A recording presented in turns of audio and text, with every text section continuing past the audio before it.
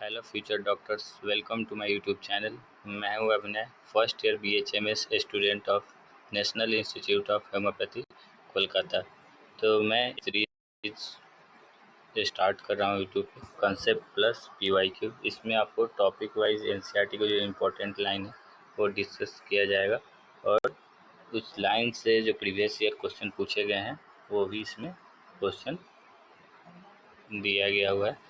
तो अगर आपने चैनल को सब्सक्राइब नहीं किया है तो चैनल को सब्सक्राइब कर लें और चलिए वीडियो को स्टार्ट करते हैं।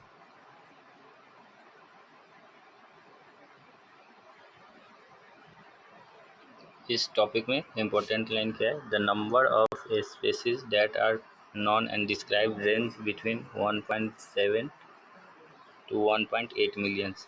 ये रेफर करता है बायोडाइवर्सिटी को और the numbers and type of organism present on earth. तो 1.7 मिली टू 1.8 मिलियंस जो अर्थ पे बायोडाइवर्सिटी है।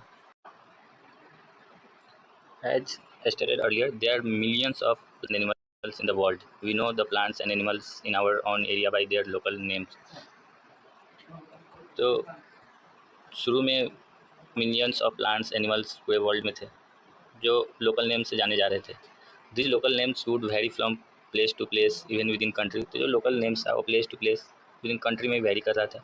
Probably you would recognize the confusion that would be created if we did not find ways and means to talk to each other to refers to organism we are talking about। तो जो local names place to place vary होने की वजह से मतलब एक दूसरे से बात करने में कन्फ्यूजन होता था। तो इसके लिए नोमेनक्लेचर किया गया। There is a need to standardize the naming of living organism such that a particular organism is known by the same name all over the world. तो उसको क्या किया कि एक ऐसा नाम रखा गया जिससे वो पूरे वर्ल्ड में जाना जाए। तो इस प्रोसेस को क्या बोला गया? नोमेनक्लेचर।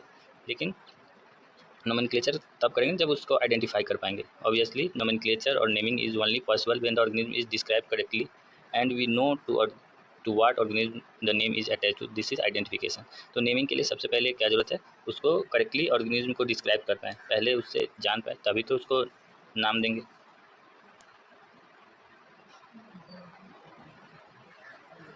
अब यहाँ पे दिया गया हुआ है ICBN, international code for botanical nomenclature.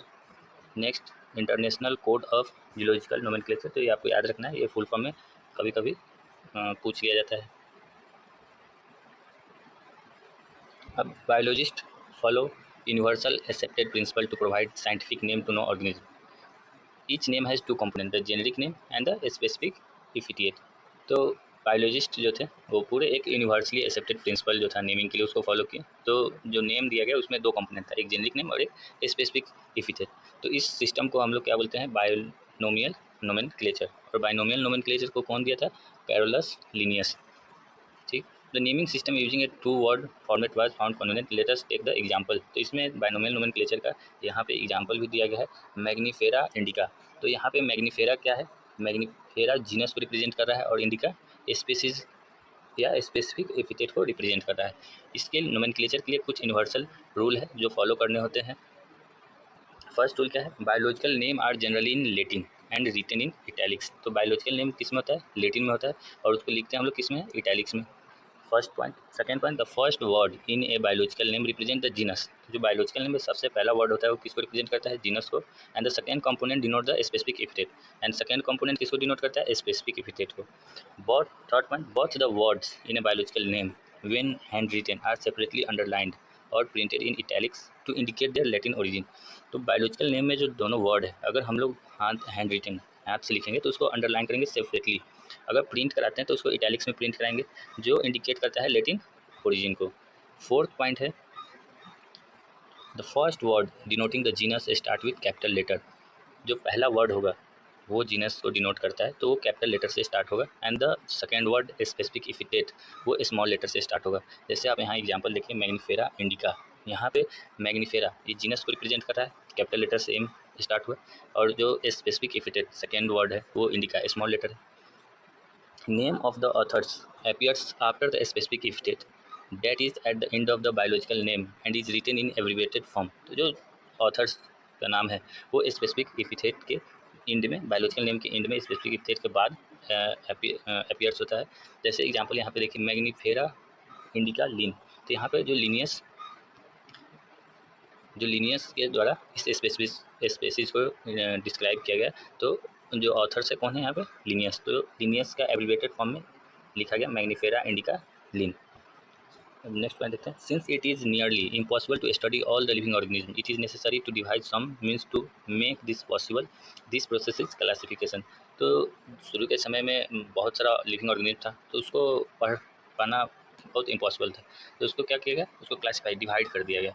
तो इसी प्रोसेस को हम लोग क्या बोलते हैं? Classification. Classification is the process by which anything is grouped into convenient categories based on some easily observable character. तो क्लासिफिकेशन क्या है? एक प्रोसेस है जिसको एक ईजिली ऑब्जर्वेबल कैरेक्टर के बेसिस पे उसको एक कन्वीनियंट ग्रुप में बांट दिया गया। उसको हम लोग क्या बोलते हैं? क्लासिफिकेशन बोलते हैं। Humans being were since long not only interested in knowing more about different kinds of organisms, their derivatives, but also the relationship among them.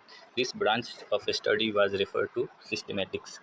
And the word systematic word कहाँ से आया है? तो derived from Latin word systema. Systema word का Latin word से derive किया गया systematics, जिसका मतलब होता है systematic arrangement of organism। इसमें जो लिनियस, कैरोलस लिनियस थे, वो अपना एक बुक पब्लिश किए थे, तब उसका टाइटल्स रखे थे सिस्टेमा नेचुरे। The scope of systematic was later enlarged to include identification, nomenclature and classification।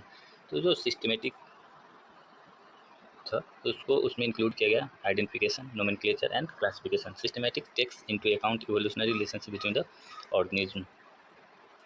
तो चलिए अब देखते हैं इस टॉपिक से प्रीवियस ईयर में क्या क्या पूछा गया है।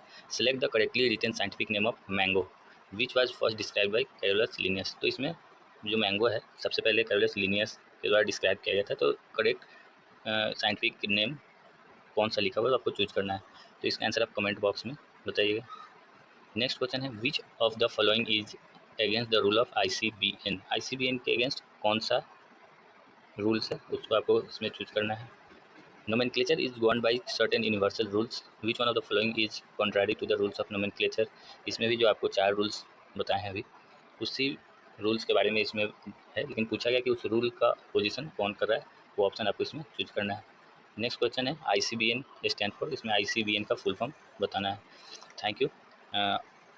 आप इसमें क्वेश्चन जितने दिए उसका आपका आंसर कमेंट बॉक्स में बताइएगा, और आपको वीडियो कैसा लगा ये आप कमेंट बॉक्स में जरूर बताइएगा। Thanks for watching this video.